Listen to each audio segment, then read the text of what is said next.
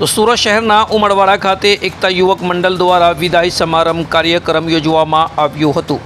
ઉમરવાડા વિસ્તારમાં 40 વર્ષથી આંગણવાડીમાં સેવા આપનાર જ્યોતિબેન કાંતિલાલ અને ભારતીબેન જે 1/4/1987 થી 11/6/2026 સુધી રહ્યા હતા।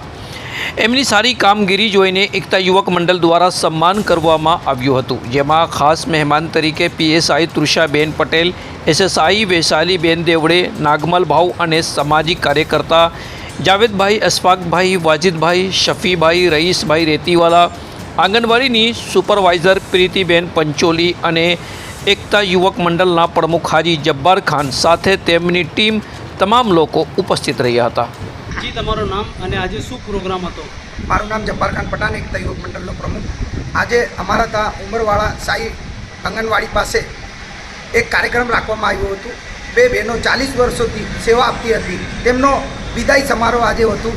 રિટાયર થઈ છે, વિદાય સમારોહ 40 વર્ષથી સેવા આપનાર એવી બહેનો જ્યોતિબેનના ભારતીબેન, તેમનો વિદાય સમારોહ અમે કરેલું છે એકતા યુવક મંડળ દ્વારા।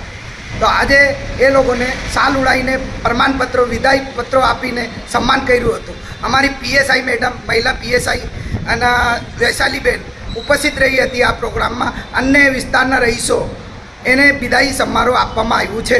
જય હિન્દ, જય ભારત।